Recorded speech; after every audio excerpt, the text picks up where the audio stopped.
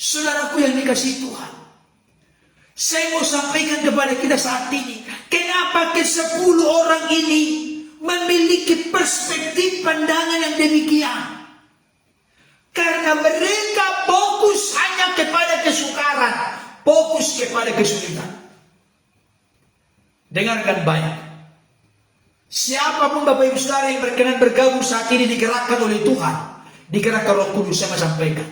Kalau Bapak Ibu Saudara fokus kepada kesukaran, kesulitan, masalah dalam hidup kita, maka kita menjadi lemah, menjadi khawatir, tawar hati, putus asa, kecewa dan menyerah dalam hidup.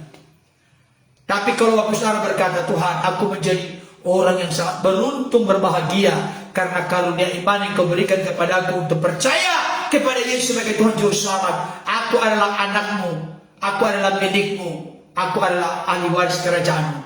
Dengan cara demikian, kita akan kuat akan kokoh dalam melewati segala rintangan dan tantangan dalam kehidupan. Amin Bapak Ibu Saudara. Saya mau minum dulu. Ini nih, minum gelas. Perhatikan baik Bapak Ibu Saudara. Apa yang Bapak Ibu Saudara lihat? Ada yang bisa kasih komentar. Ini saya pegang gelas. Tolong kasih keterangan. Gampang kan kasih keterangan? Gelas ini berisi air, tapi airnya separuh. Oke lah, kita simpulkan separuh. Perhatikan baik contoh ini Bapak Ibu Saudara, dan bawa pulang. Perhatikan ini perspektif pandangan kita tentang kehidupan.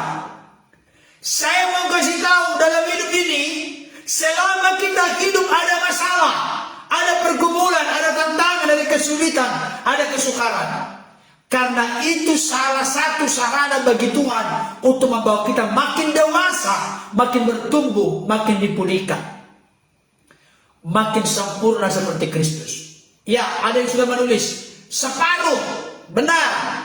Perhatikan baik Bapak Ibu Saudara, dari contoh sederhana ini, perhatikan baik. Siapa yang melihat yang kosong?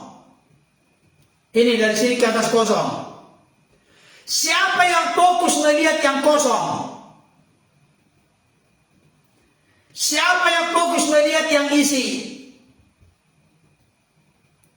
Kata fokus itu dominan. Yang dominan Bapak Ibu Saudara soroti yang mana? Coba kita jujur. Yang dominan Bapak Ibu Saudara soroti yang mana? Kalau ada di antara Bapak Ibu Saudara yang menyoroti yang kosong, berarti ini berpikir negatif, pesimis. Yang kosong negatif, pesimis. Susah, tidak mungkin, kalah, menyerah. Aduh, gak ada gunanya. Tapi coba perhatikan. Kalau Bapak Ibu Saudara perhatikan yang berisi ini, separuh yang ada isinya.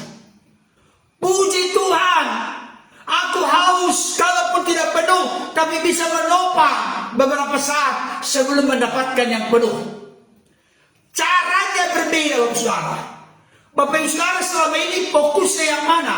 Inilah gambaran yang fokus kepada masalah, fokus kepada sakit penyakit, fokus kepada kesukaran, fokus kepada kesulitan, fokus kepada rintangan, fokus kepada hambatan. Itulah yang dimiliki oleh 10 orang yang mengintai. Dan itulah yang mereka tularkan kepada segenap bangsa Israel. Sehingga bangsa Israel juga memberontak kepada Musa dan Harun. Mereka berkata, mari kita pilih pemimpin untuk memimpin kita kembali ke Mesir. Tapi inilah yang dimiliki oleh Yosua dan Kaleb. Separuh. Separuh pengertiannya apa? Memang Kaleb tidak pernah menyediakan ada tantangan, ada orang-orang enak, yang orang-orang raksasa yang tinggi perawakannya. Ada kesulitan, ada tantangan di sana. Tapi Kaleb dan Yosua tidak fokus melihat itu. Yosua dan Kaleb fokus pertama-tama mengingat janji Tuhan. Saudara dikasih Tuhan, saya mau kasih tahu, dengarkan baik saat ini. Siapapun Bapak Ibu Saudara yang sekarang ini sedang bergumul, sedang berdoa, sedang punya pergumulan persoalan dalam kehidupan, dengarkan baik.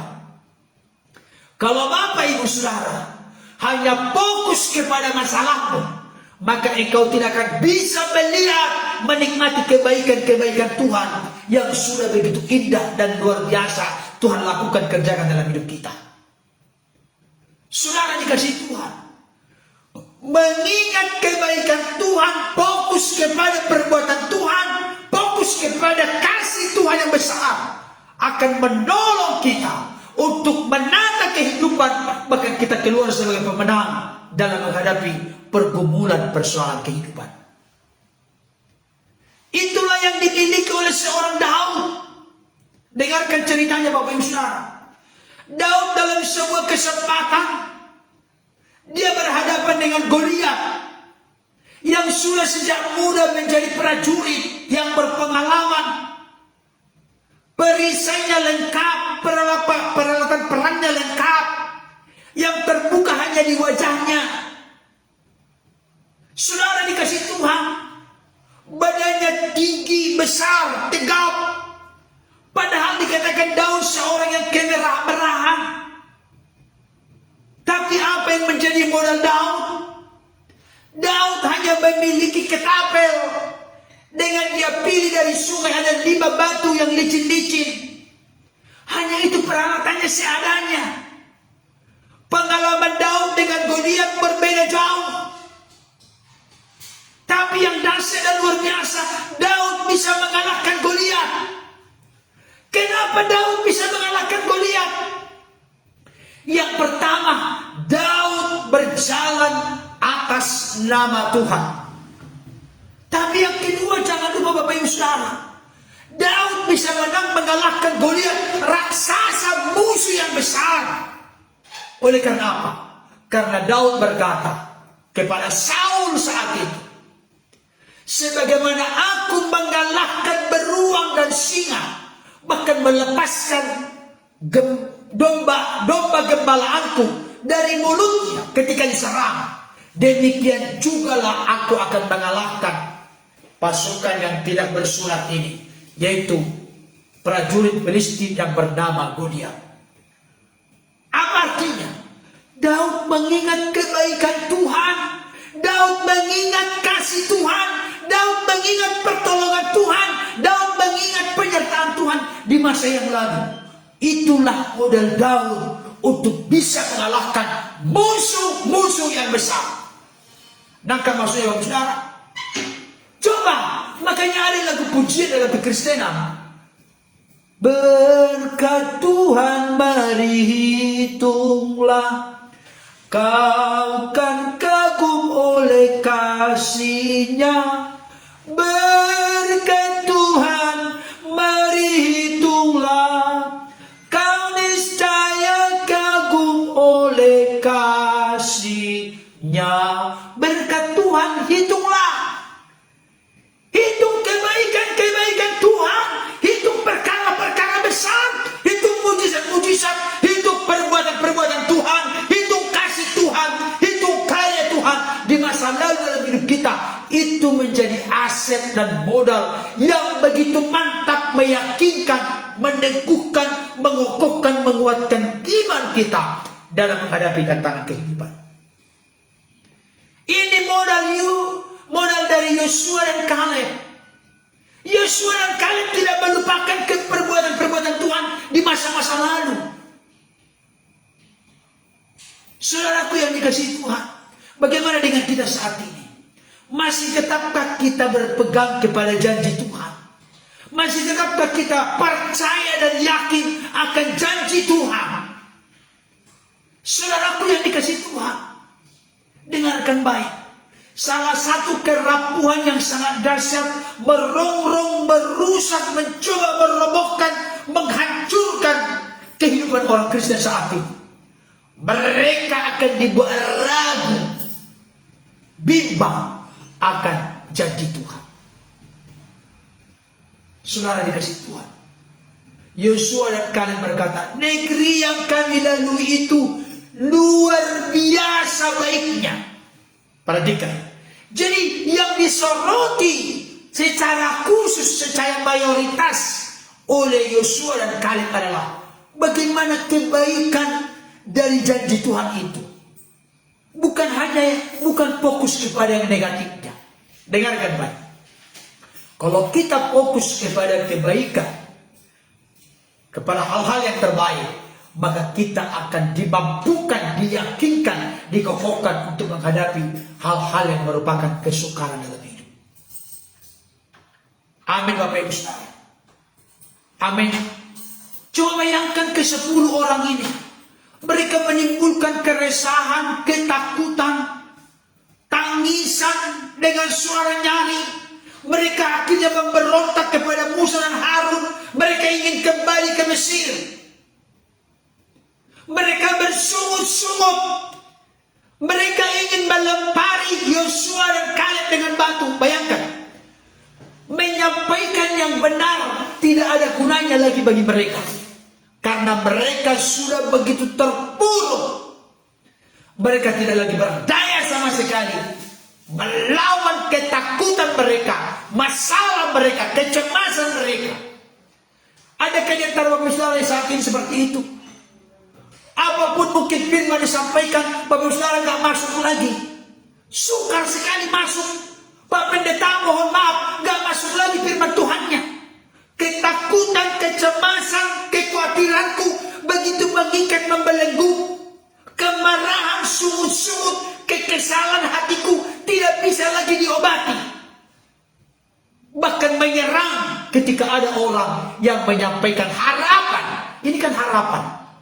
Negeri yang kami lalui luar biasa baiknya. Gak ada gunanya bagi bangsa Israel.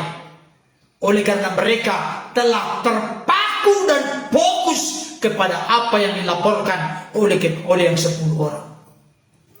Dengarkan baik Bapak Ibu Saudara. Sangat mengerikan. Dan saya berdoa tidak terjadi kelompok yang 10 orang ini bagimu, bagiku, bagi keluarga kita, bagi suami kita, istri kita, anak-anak kita, keluarga kita. Kenapa? Kalau Bapak Ibu Saudara nanti baca ke bawah, maka yang 10 orang ini padahal mereka pemimpin. Perhatikan baik, ini pemimpin mewakili dari setiap suku. Model pemimpin sudah demikian, apalagi yang dipimpin. Ini peringatan kepada kita sebagai orang tua, sebagai bapak dan ibu. Kalau kita sudah tidak benar beriman, percaya kepada janji Tuhan, bagaimana kita menularkan iman dan percaya kepada anak-anak kita? Sukar dan sulit sekali. Ke-10 orang ini sangat mengerikan. Akhirnya mereka tidak masuk ke tanah Kanaan. Bahkan mereka dihukum sedemikian rupa. Termasuk keluarganya. Tapi dengarkan baik. Sekalipun tantangan yang sama yang ada di tanah Kanaan. Tapi ketika Yosua dan Kaleb mengikut Tuhan dengan segenap hati, percaya janji Tuhan, sekalipun sukar, apalagi nanti Kaleb bin Yefune, dia diberikan Hebron. Di Hebron itulah nanti ada orang-orang enak. Artinya orang-orang enak itu bukan enak dimakan. Orang-orang yang tinggi perawakannya, orang-orang raksasa. Tapi Kaleb berkata, aku bisa merebutnya. Karena apa? Karena Kaleb mengikut Tuhan dengan sepenuh hati, dengan segenap hati. Apa yang dijanjikan oleh Tuhan kepada Yosua dan Kaleb menjadi sebuah realita dan kenyataan. Karena apa? Karena mereka berpegang teguh dan percaya kepada janji Tuhan. Saudara dikasih Tuhan, di tengah situasi, kondisi, keadaan apapun dalam kehidupan kita, jangan pernah lepaskan keyakinan kita, iman kita, kepercayaan kita akan janji Tuhan. Percayalah, janji Tuhan luar biasa baiknya. Dan janji Tuhan tidak akan sekedar tinggal janji ketika saudara dan saya meresponi kasih karunia-Nya dengan hidup kita berkenan kepada Tuhan. Rancangan Tuhan bukan rancangan kejahatan, bukan rancangan kecelakaan, tapi rancangan damai sejahtera untuk memberikan kepada saudara dan saya hari depan yang penuh dengan harapan. Mari pegang teguh janji Tuhan. Percayai janji Tuhan. Hal itu akan menjadi sebuah realita kenyataan bagi saudara dan saya yang tetap setia mengabdi kepadanya. Amin. Kita berdoa.